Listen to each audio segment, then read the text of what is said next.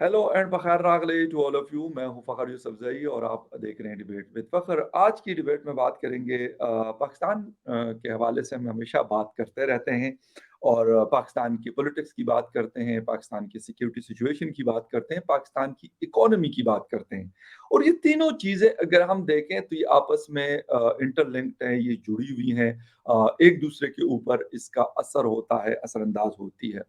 पाकिस्तान वैसे तो financial crisis से वक्तन-फ़ौक़्तन हम गुज़रते रहते हैं, कभी सिक्योरिटी चैलेंजेस बढ़ जाती हैं, कभी इकोनॉमिक सिचुएशन गड़बड़ हो जाती है, कभी पॉलिटिकल इंस्टेबिलिटी बढ़ जाती है, लेकिन तीनों चीज़ें एट अ टाइम चल रही होती है। हम पैसे भी लेते हैं, आईएमएफ से भी हम उधार लेते हैं, वर्ल्ड बैंक से भी लेते हैं। दोस्त ममालिक जिसको सऊदी अरेबिया, चीन और यूएई जिसमें शामिल है, उनसे भी हम लेते हैं। लेकिन क्या कभी हमने सोचा कि 1947 से 2023 तक जो अभी ये साल भी खत्म होने वाला है, क्या हमने कभी सोचा कि पाकिस्तान को हमने कैसे चलाना है? एस्टेब्लिशमेंट के लोग इसको लीड करेंगे, पॉलिटिकल लोग इसको लीड करेंगे, उधार के पैसे से हम इसको चलाएँगे या अपना उगाएँगे, अपना खाएँगे। क्या कभी हमने ये सोचा? आज हम इस इश्यू के ऊपर बात करेंगे। कुछ लोग कहते हैं जी माज़ी को छोड़ दें, हमारे इस वक़्त के सरफराज बुख्ती साहब जो इंटीरियर मिनिस्टर हैं, वो कहते हैं यार माज़ी की चीज़ों को छोड़ के आगे बढ़ें। वाक़ई ऐसा हो सकता है। फैज़ाबाद धरने के हवाले से उन्होंने बात की कि जनरल फैज़ हमीद को बुला के क्या फ़ायदा होगा। तो वाक़ई ऐसा है कि हम माज़ी को मुकम्मल साइड पे रख के और एक नई शुरुआत कर लें और हम करने के लिए तैयार हैं या नहीं हैं? इस हवाले से हमारी आज बात होगी और बात करने के लिए हमें जॉइन कर रही है, एनालिस्ट भी है, यूट्यूब पे आप लोग देखते रहते हैं। सोचता पाकिस्तान के नाम से अपना शो करती है। अमारा इफ्तिखार मुझे जॉइन करिए। अमारा, thank you very much for joining my show. Thank you so much Fakhar, बहुत अ, शुक्रिया। बात हम कर रहे हैं, मतलब हम टेक्निकल इश्यूज के, ना आप इकोनॉमी के एक्सपर्ट हैं ना मैं हूँ। जनरली हम देखते रहते हैं कि जी हम पैसा ले लेते हैं, इसको दे देते हैं, ये कर देते हैं, कभी हम कहते हैं महंगाई ज्यादा हो गई, कभी हम कहते हैं कम हो गई। लेकिन ये हमें पता है कि हम लोन्स वगैरह पकड़ते रहते हैं। आईएमएफ का डेलीगेशन आता है फिर चला जाता है, वो कहते हैं ये चीजें कर लो।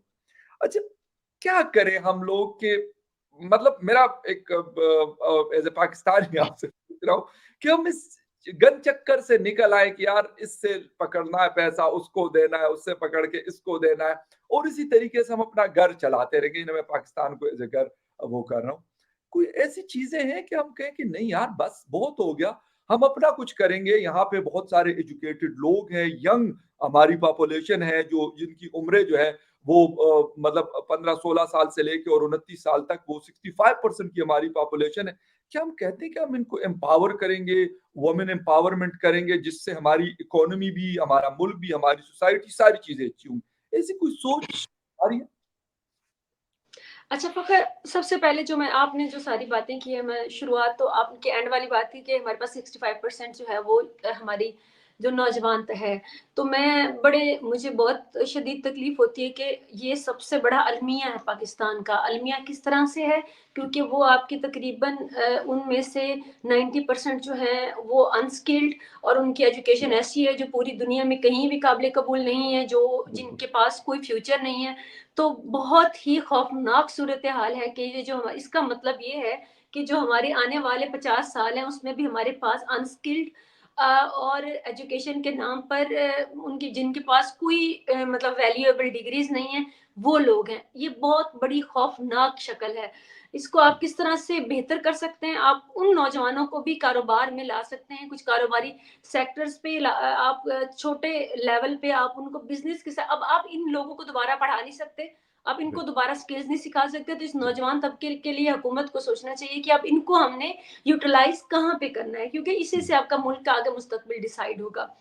दूसरी बात मैं आपसे कहूँगी कि आपने वुमेन पे बाद में आऊँगी। वुमेन का तो आपके सामने है कि हमारी 52% है और वो घरों में हैं, जहाँ काम भी कर रही हैं। और अक्सर वुमेन का भी ये है कि यहाँ पर एक कल्चर है कि मर्द कमा कर लाता है, औरत जो है वो अपने लिए बिल्कुल। कमाती है। अगर कोई टीचर है तो वो अगर कमा रही है तो वो उसकी अगर तनख्वाह है ना 20,000, तो वो उसमें से कम 18,000 अपने कपड़ों पे लगा रही है। Frankly speaking this is very true. बहुत कम ख़वातीन ऐसी हैं जो कमाती हैं और जिनको मजबूरी होती है। तो ये सारी चीज़ें जो है ये माइंडसेट बनाया गया है। आप अगर इन औरतों को आप कहें कि नहीं जी आपकी भी ज़िम्मेदारी है, और आप उनको पढ़ाया इस तरह से जाए, उनका माइंडसेट ऐसे बनाया जाए कि आपको इंडिपेंडेंट होना है, और ये माँ-बाप बनाएँगे।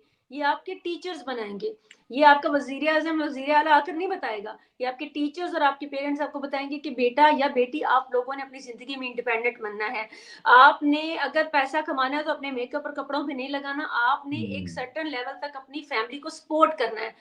वो माइंडसेट बनेगा तो ख़वातीन आगे आएँगी, वरना जो आप चाहते हैं ना कि वो ख़वातीन पार्लर और बनाकर और सिर्फ़ फ़ैशन शो बनाएँ और सिर्फ़ लिबास और फ़ैशन पे ख़र्च करें, तो जी। वो जहालत है और कुछ भी नहीं है। तो ये औरतों के लिए और इसके लिए मेरे ख़्याल में पेरेंट्स को और ख़ास तौर पे टीचर्स को ये ट्रेनिंग दी जाए कि बच्चियों को हुँ, समझाया जाए कि आपने अपनी फ़ैमिली को सपोर्ट करना है, जब भी आपने इंडिपेंडेंट होना है। बिल्कुल। और उसके बाद बात आती कर्जा जात की।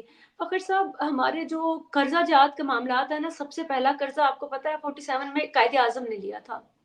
तो घर का सरबराह जो होता है ना, वो एक बुनियाद रख देता है घर की, बिल्कुल, कि जी, उसका बिल्कुल। उस घर की वो इमारत उस पे खड़ी होती है। तो हमने जो बुनियाद रखी थी वो ये थी, उसके बाद उनके साथ जो हुआ, जो वो एक बड़ी तारीख़ किस्म की हमारी तारीख़ है।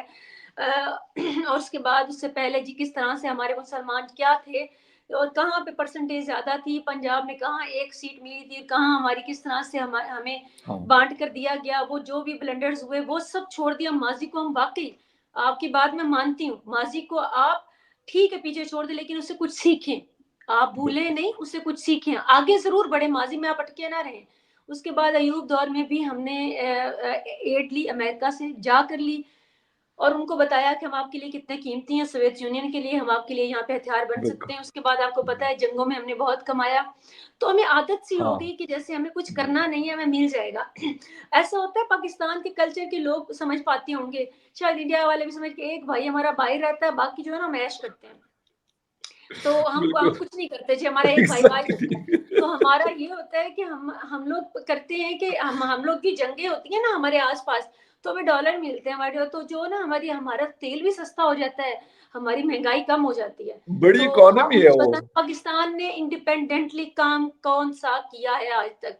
किस सेक्टर में किया है? कौन से इदारे में किया है? तालीम में कौन-सी आपने हुँ, साइंस में यूनिवर्सिटीज़ बनाई हैं, आपने कारोबारी एग्ज़ैक्टली। तौर पे आपने कौन-सी रेवोल्यूशन लेकर आए हैं कि कारोबार जो है वो आगे पनपे हों, कारोबारी हुँ, तौर पे आपके पास कई ममालिक के आज आपको पता है ना टेक्नोलॉजी का दौर है और आपको यस, पता है पाकिस्तान में किस टेक्नोलॉजी का ऑफ़िस है? किसी का भी नहीं।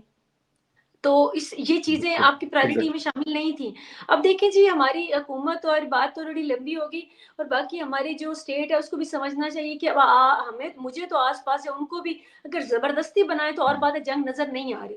तो अब जब जंग नज़र नहीं आ रही तो फिर खुद अपने कुछ खाने का सोचना पड़ेगा, फिर इस कुछ रिफ़ॉर्म्स लानी पड़ेंगी। अपने स्टूडेंट्स को वो तालीम देनी पड़ेगी हुँ, जिसका उनको हुँ, फ़ायदा हो जिसके लिए ज़रिए वो दुनिया में भी जाए ना कि पूरी इंडिया में आपको पता है इंडिया पूरी दुनिया में अपना टैलेंट भेजता है। कैसे बिल्कुल, भेजता है? क्योंकि उनका बिल्कुल, निसाब तालीम इस काबिल होता है। आप भी ये कर एग्ज़ैक्टली। सकते हैं, इसमें कोई बुराई नहीं है। आप निसाब तालीम बदलें, इनको टेक्नोलॉजी पे डालें, आप ये स्टेप उठाएँ और उसके बाद बच्चों को आप जो भी आपके बच्चे बाहर जा सकते हैं, जो लर्न कर सकते हैं, करें। इनको हुँ, छोटे बुनियादों पर कर्ज़ा जात दें या जो भी करें आप सेटअप इनके बारे में सोचें, हुँ, नौजवानों को आप बिज़नेस में लेकर आएँ। आप उसके बाद इम्पोर्ट एक्सपोर्ट की बात होती है। या आप उस पे तवज्जो दें। आपकी ये चीज़ें हैं, आपके पास आप तफ़रीह के नाम पर आप तफ़रीह के अलावा बहुत कुछ लोग आप जानते हैं कि कितने ट्रिलियन डॉलर्स का और मिलियन डॉलर्स की कमाई होती है, आपकी इंडस्ट्री तबाह है, आप इंडस्ट्री या को दोबारा स्टेबल करें। अब एग्ज़ैक्टली। उसके अलावा जो सेहत है, पाकिस्तान बड़ा खूबसूरत मुल्क है, बिल्कुल, दहशतगर्दी से उसको पाक करें और सेहत के लिए कुछ सर्टेन किस्म का माहौल चाहिए। आप वो माहौल बनाएँ, आपके पास बहुत सारे तारीखी मकामात हैं बहुत सारे काम है जो हो सकते हैं, कोई कुछ नामुमकिन नहीं है और ये चंद सालों में हो सकते हैं। आप करें और उसके बाद आप देखें मुल्क के हालात बेहतर हो जाएँगे। बिल्कुल हमारा आपने 2-3 पॉइंट्स बड़े ज़बरदस्त रेज़ किए। आपने टूरिज़्म की बात की, नो डाउट जी, कि पाकिस्तान में बलूचिस्तान में जब मैं पहली दफ़ा गया तो मैं खुद हैरान हो गया उनकी बीचेज़ देख के।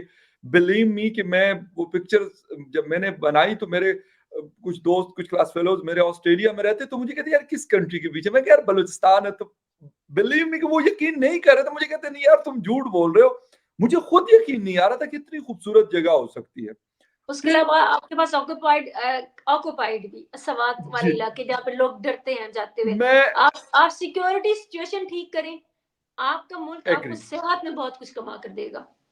मैं यही बात पे आने वाला था कि सवात को या फिर अपर दीर बड़ा प्यारा इलाका है, कुमराट बहुत वगैरह। बहुत बहुत खूबसूरत यानी जन्नत। मैं हाँ, कहता हूँ, यकीन करें, लोग स्विट्जरलैंड की बात करते हैं, मुझे तो बहुत नहीं, 1-2 फैसिलिटी दफा एक जाने तरफ का इत्तेफाक पूरी हुआ है दुनिया का स्विट्जरलैंड तो भी और इन इलाकों में भी।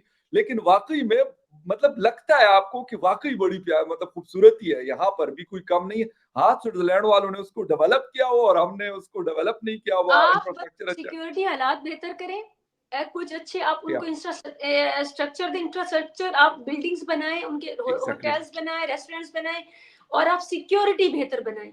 बलूचिस्तान का या मसला हल करें। इंडिया की उसमें बिलाशुबा उसमें इंटरफेरेंस बहुत ज्यादा है, जब तक जी आप करते रहेंगे वो भी करते रहेंगे।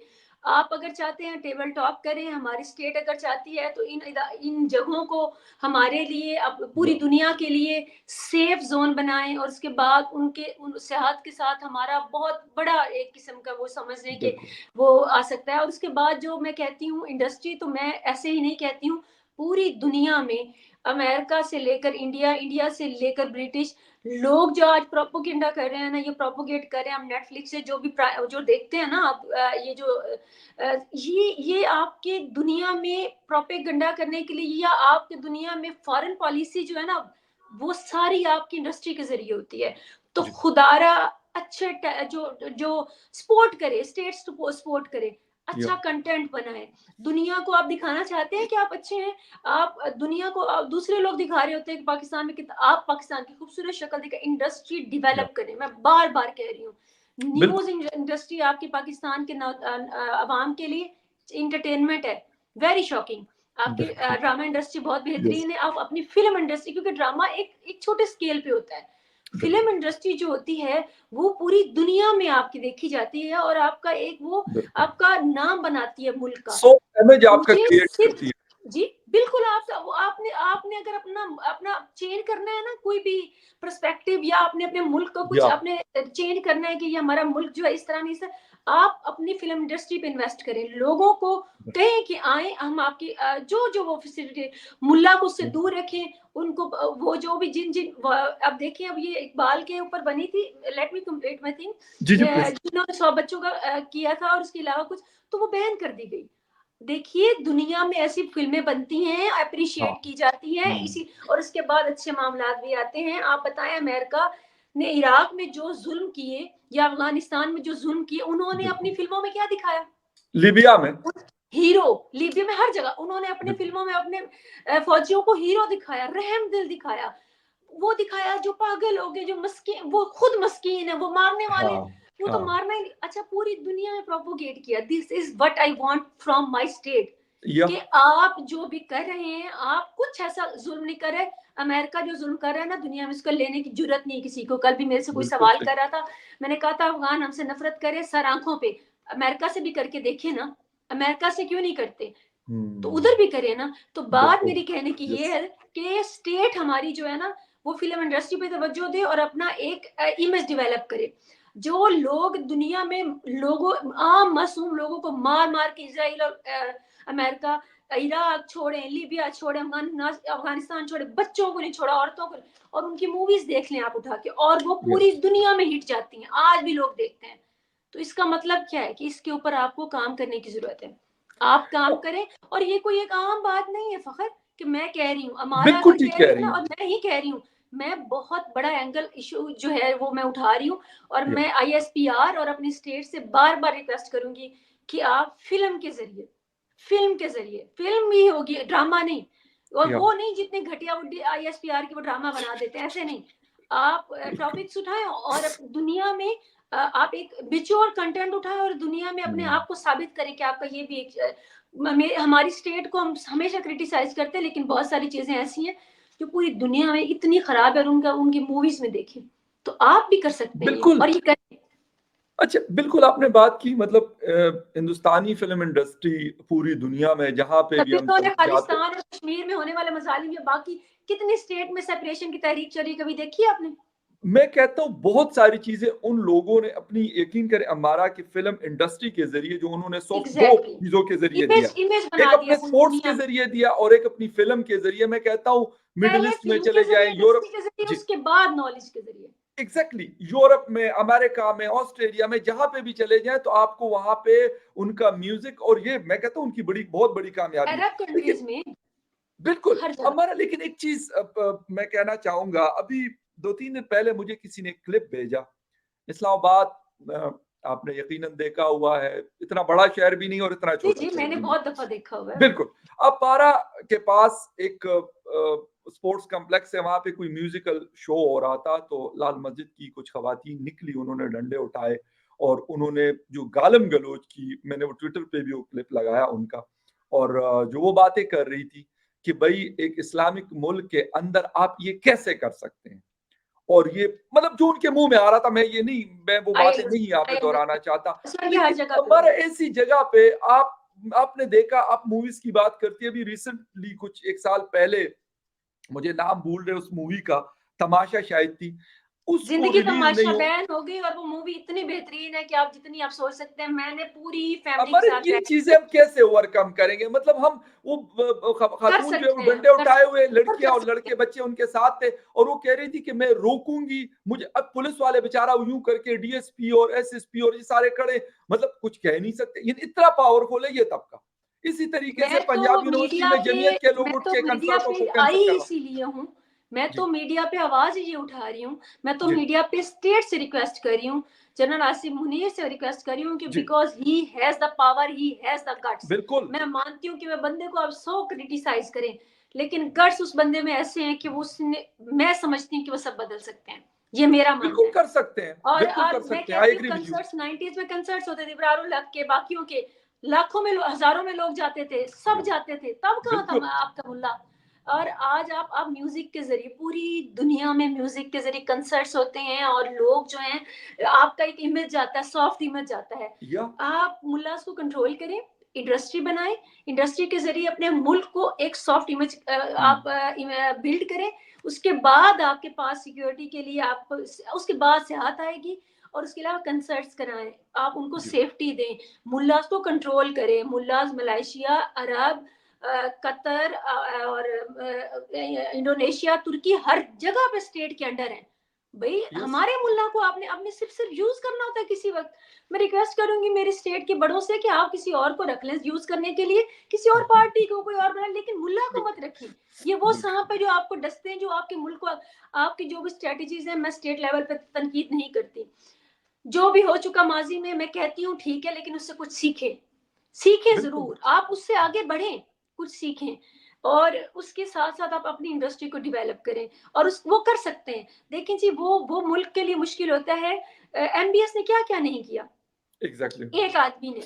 तो ये मैं आसिम मुनीर को वैसे ही देखती हूँ, अगर ये चाहें, पावर इनके पास सेम उतनी जितनी एमबीएस के पास है। बिल्कुल ठीक कह रहे हैं, अगर ये बिल्कुल चाहें सही कह रहे हैं। तो ये इस मुल्क को ऐसा सीधा करें, इन मौलवियों को ऐसा सीधा करें, जिस तरह से इन्होंने अफ़गान को कह दिया कि और मतलब हाँ, निकलो भई हाँ, इतने टाइम। तो हाँ। मैं कहती हूँ इस बंदे में गट्स, बंदे में क्या मतलब, मैं तो उनकी फैन भी हूँ, बेसिकली मुझे वो हैंडसम बहुत लगते हैं। तो मुझे बड़ी मैं बहुत क्रिटिसाइज़ भी किया जाता है मुझे इस पे, मैंने आपको भी बहुत दफ़ा कहा है। मैं उनकी फ़ेवर नहीं कर रही, देखिए जी सच है, कड़वा है या जो भी है, लेकिन पावर उनके पास है।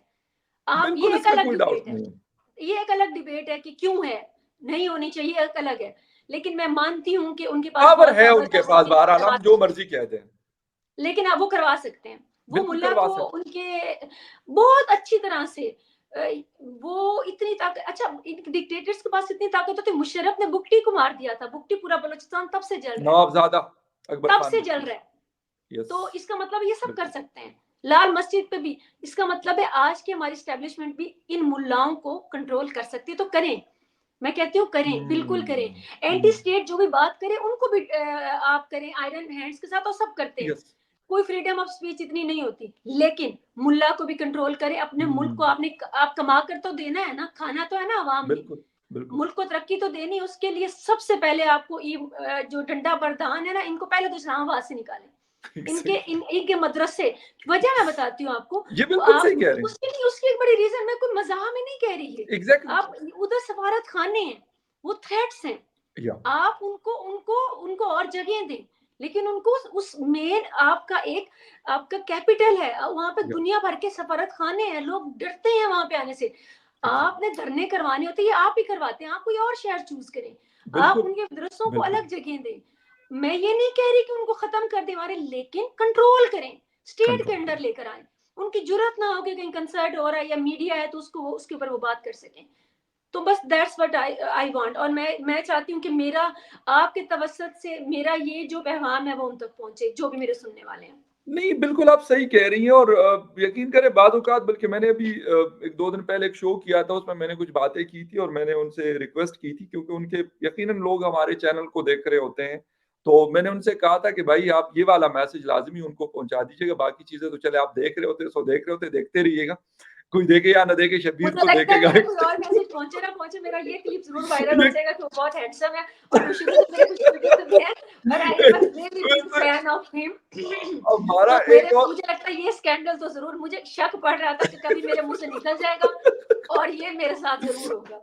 नहीं, अगर बिल्कुल एंड आपके लिटरली जेन्युइनली मैं क्या करूँ, मुझे वो हैंडसम लगते हैं। मैं बहुत क्या अच्छी करूँ? बात है। लेकिन एक और हैंडसम ने जो एक और उनकी हैंडसम जॉ ने जो लाइन आपने उन्होंने देखी, उनको वो हमारे जो पिछले थे उनका पेट देखा था और इनको आपने देखा कितना फिट है।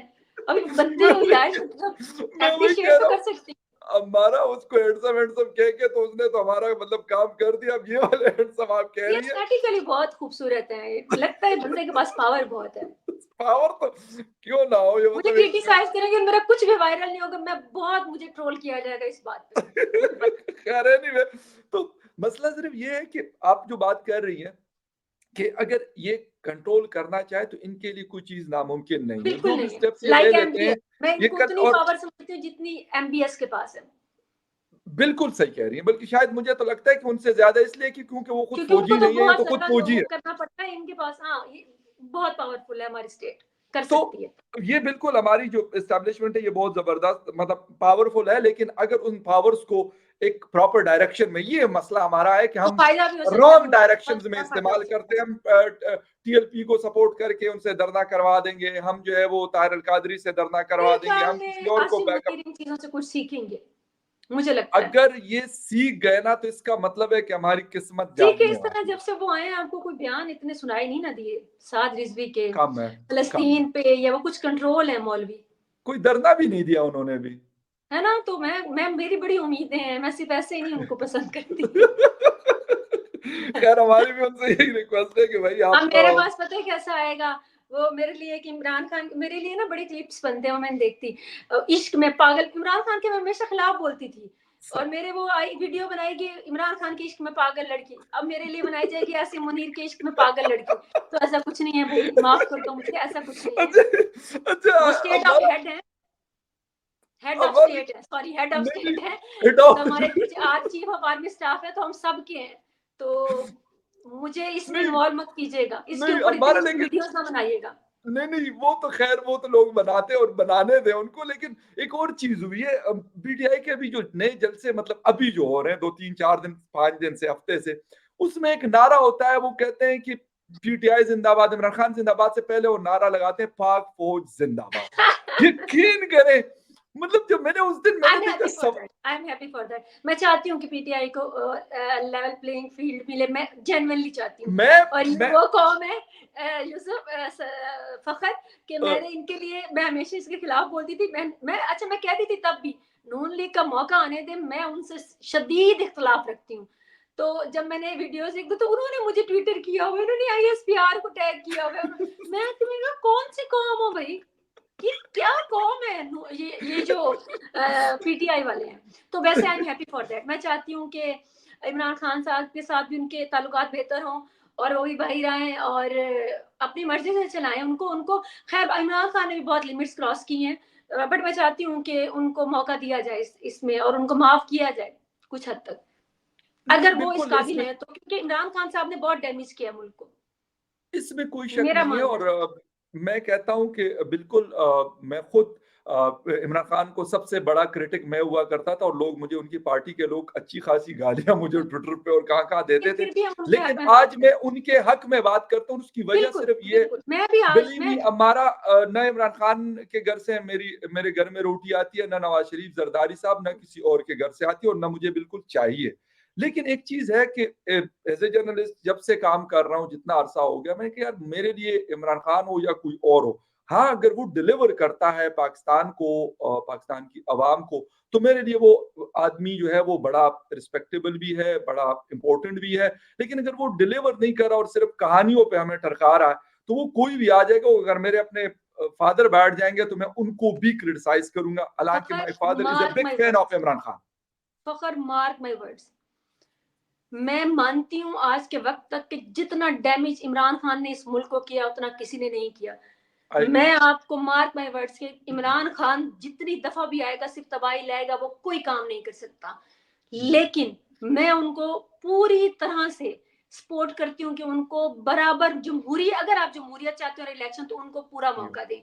मैं उनकी बदतरीन मुखालिफ हूँ उनके सारी चीजों की, लेकिन मेरा मेरा जो जमीर है, या मेरा जो हाँ, मेरा एक स्टैंड है, वो यही है। मैं एक अपराइट बंदी हूँ अपनी तरफ से, तो मैं यही समझती हूँ, मेरा जमीर, मैं चाहती हूँ उनको बराबर का मौका दे। लेकिन उन जितना ना किसी ने तबाह किया है, ना वो कभी परफॉर्म कर पाएंगे। बट स्टिल मैं कहती हूँ बिल्कुल मौका स दें उन्हें पूरा। बिल्कुल। और वाक़ई में, हालाँकि मैं उस दिन भी किसी से बात मैं कर रहा था, एक जगह बैठा हुआ था, और मैं कह रहा था कि जो अपॉर्च्युनिटीज़ इमरान खान साहब को मिली, बाजवा साहब किसी को उनको नहीं मिली। सपोर्ट कर रहे थे, जनरल फैज़ हमीद साहब एज़ डीजीआईएसआई उनको सपोर्ट कर रहे थे, आसिफ गफूर साहब डीजीआईएसपीआर थे, वो उनको सपोर्ट कर रहे थे, बल्कि उनके लिए प्रेस कॉन्फ्रेंस एक सिर्फ पेज पे थे करते थे। वाकई। बिलीव मी कि मैं कहता हूँ कि अगर ये किसी और पॉलिटिकल पार्टी को ये अपॉर्च्युनिटी मिलती, ऐसी तो शायद वो बेशरम कौम है वाक़ई ना में कि पाकिस्तान को कर। पंजाब यस। वाले ऐसे बेशरम है कि ये उस्मान बुजदार का तोहफा इनको उसने दिए रखा, और इनको शर्म नहीं आती उसको सपोर्ट करते हुए। बिल्कुल, ये मुझे एक हैरान और हूँ मैं, जर्नलिस्ट ने। हैरान हूँ। इनके लिए कोई बेहतर वजीर आला ले आते, अगर इतनी यस, फिक्र थी पंजाब की। Yes, exactly. कोई यही डेवलपमेंट बो का काम दिखा दे मुझे, सेहत कार्ड के बिल्कुल, अलावा। बिल्कुल, बिल्कुल, वो इसमें भी कोई डाउट नहीं। प्रोजेक्ट नून लीग का था जो कंटिन्यू किया गया। तो उस्मान बुजदार को तो उन्होंने चेंज नहीं किया, कहते हैं मेरी तो कोई बात ही नहीं मानता था। तो भाई आपकी बात आपको हजार दफा, वो खुद कहते हैं जनरल बाजवा अपने इंटरव्यूज में, मैंने जाके मिलते हैं कि भाई इसको चेंज कर दो। हाँ, तो हाँ, आप तो हाँ। कहते हैं मैं बड़ा पावरलेस था, तो इधर पावर आपके पास आ गई थी कि आप बुजदार को चेंज नहीं करते थे, जिद थी आपकी। नहीं करते थे, नहीं तो करते फिर थे। आप, इसका मतलब है आपके पास पावर थी, वो मुझे वो आपके लगता है कि वजीर वो आजम से तो ज्यादा थी। बुशरा बीवी और कुछ और लोगों के कहने पे था कि भई इसको ऐसा पपेट किस्म का सीएम चाहिए पंजाब में, कि जहाँ पे उनको जो कुछ वो कहे, वो उसको उसी तरीके से बस ओके कर दे, और कुछ मतलब कोई क्वेश्चन ना करे। और यकीनन उस्मान बुज़दार इत्तेफ़ाक में मिला तो नहीं था उनके टेन्योर में उनसे, लेकिन जो मैंने उनकी हालत देखी हुई थी, तो उससे पता चल रहा था कि वो शायद बस कुछ नहीं करते, बस सिर्फ़ बैठे होते हैं लाइक अ पपेट, हुकूमत कोई उनको और पंजाब को फाइल्स चला भी रहा पढ़नी नहीं आती थी। और फखर, मैं एक बात बताऊँ आपको, मैंने शुरू में बताया था कि एक बात मैं आपको बताऊँ, जो पीटीआई ने और इमरान खान ने किया है ना, जब शुरू में हुआ ना तो बड़ा तकलीफ हुई। लोग इनके खिलाफ बोलते थे, किसी ने कहा, कहता है जब देखा ना कि पीटीआई के साथ हो रहा है, फिर क्या किया भैया यार, इस पे अब क्या दुख करें। क्योंकि जो नहीं, जो नहीं, इन्होंने किया हुआ है ना सबके साथ, आप यकीन माने, वो नहीं भूलता, वो नहीं नहीं, भूलता। ये बात आपकी सही है कि वो ईगो उनमें थी, पता नहीं अब है कि नहीं है, क्योंकि अब कोई खबर नहीं आती, जेल में ही है। तो ईगो थी नहीं, उनके आती अंदर। रहती और है उनकी, वो उनकी आजकल वो जेल में समात हो रही है, अदरवाइज वो आते थे। उन्होंने अपनी ट्रेडमिल मंगवाई, उन्होंने अपनी साइकिल मंगवाई, उनकी सारी डिमांड्स होती हैं। वो एक्सरसाइज रेगुलरली करते हैं, बिल्कुल, वो कोई इतने मसलूम नहीं है जैसे आप बैठे हुए हैं। और सब अच्छा, सारे भूल जाते हैं कि नवाज शरीफ एक साल जेल में रहा था, हमारे लीडर जेल में है, वो बिल्कुल। भाई मैंने तो उधर खड़े होकर वो कहते थे मैंने वो एसी उतरवा देना, अब आपके लीडर के पास अमेरिका एसी में है, कहा था, उनके तो अमेरिका में बोला। एक्सरसाइज इक्विपमेंट भी हैं, उनको तो वॉक के भी, हुँ, उनके तो कभी ठाठ तो देखे अब उनके। एक फेक कमरा बनाकर इन्होंने कहा ये मरियम का कमरा था। अब आप खुदारा इनको ना इमरान खान का कमरा दिखा दे। मैं नून लीग की बहुत बदतरीन क्रिटिक हूँ, नून लीग की भी, लेकिन इमरान खान का मुझे उनका अब मैं चाहती हूँ हुँ, कि एक दफा ना उनका कमरा इनको दिखा दे अवाम को, नहीं ये जो होना रो रही है कि चाहिए, बड़े धक्के, पता नहीं क्या क्या मुसीबतें झेल रहे हैं। लेकिन खाना वाक़ई में खर्च के आता है उनसे। दिखाना चाहिए। हमारा एक लास्ट में एक चीज़ पूछूँगा, प्राइम मिनिस्टर हमारे इंटर्म प्राइम मिनिस्टर हैं जी, काकड़ साहब, फिर रहे हैं मतलब काफ़ी जनाब दौरे-शोरे पे। मोहतरम काकड़ जनाब साहब, मोहतरम जनाब अनवारुल्लाह काकड़ साहब, हमारे प्यारे प्राइम मिनिस्टर। तो अ, अच्छा, वो मतलब आज ऐसी-ऐसी बातें करते हैं। उस दिन एतजाज़ हसन साहब को मैं सुन रहा था, तो वो कह रहे थे कि उनको लगता है कि मैं सचमुच का प्राइम मिनिस्टर हूँ। आपको लगता है? तो आपको ये इशारे समझ नहीं आते कि उनको वाक़ई कोई तसल्ली है कि काफ़ी अरसे तक वो प्राइम मिनिस्टर हैं? तसल्ली फिर तो कॉन्फिडेंस तो होना चाहिए। बड़ी मज़बूत जगह से है।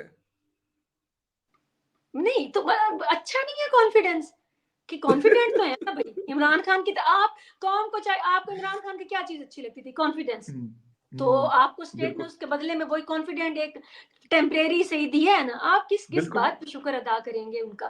तो अब वो कितना कॉन्फिडेंट है आप देखते नहीं है, वो बिल्कुल। खुद को वाकई permanent prime prime minister minister समझते हैं। हाँ, और बिल्कुल। शायद कुछ उनको तसल्ली भी है कि काफी अरसे के लिए है। हाँ, सुकून मारे कोई आपको टेंशन नहीं होनी चाहिए। हाँ, कॉन्फिडेंट है, प्रेजेंटेबल है, हाँ, ठीक है।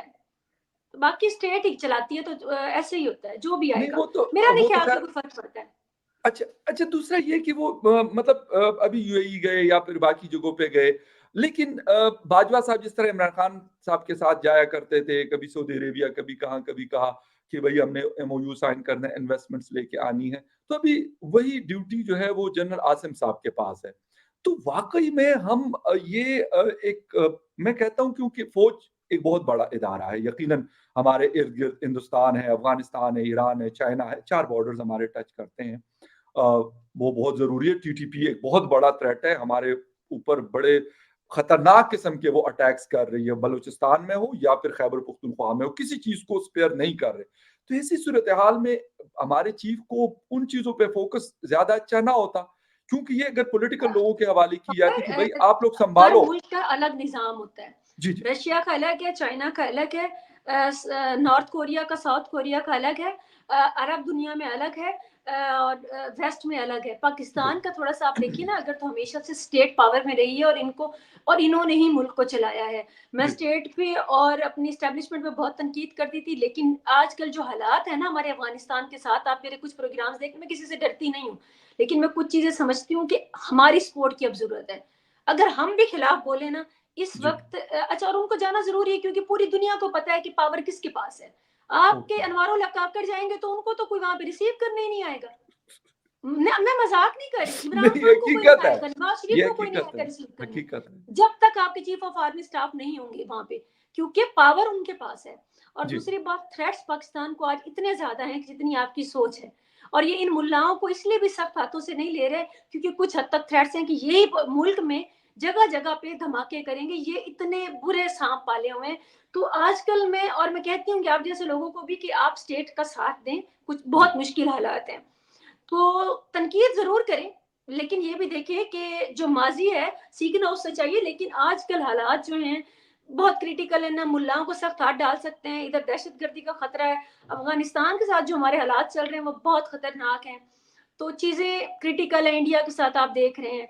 तो इस जी। हालात में बाकी जो आपने बात की है, तो वो आप पूरी दुनिया को पता है, निज़ाम अलग-अलग होते हैं फ़खर, हर जी। मुल्क के अलग है, ईरान का देखें, रशिया का देखें, आप चाइना का देखें। मतलब हर के अलग है ना, जी। डेमोक्रेटिक मुल्क ज़रूर है, लेकिन शुरू से लेकर अब तक हमारी जो स्टेट एस्टेब्लिशमेंट है, हमेशा उन्होंने रूल किया, या बैक पे या सामने, तो इसको आप लोग मान लें। तो इस वक़्त तो मतलब मानने इस तरह से नहीं कह रही हूँ कि आप इसके ऊपर डिबेट ना करें। मैं भी जी। डेमोक्रेसी को सपोर्ट करती हूँ, लेकिन इस वक़्त मैं ये कह रही हूँ कि अकेले वो जाएँगे तो कोई उनको जाना पड़ रहा है, कुछ चीज़ों की ज़रूरत है मुल्क को। मुल्क एक हद तक आपको पता है कि किस नहज पे हुँ, पहुँच चुका था, दिवालिया होने के उसके। अब बिल्कुल। आप देखिए कि बिल्कुल। अगर अब वो ना जाएँ तो फिर मुल्क नहीं चल सकता। मेरे ख़्याल में ये चीज़ें ज़रूरी हैं, इसलिए जाना पड़ रहा है। अच्छा वरना लेक हालात यहाँ के भी बहुत हमारा बहुत गंभीर।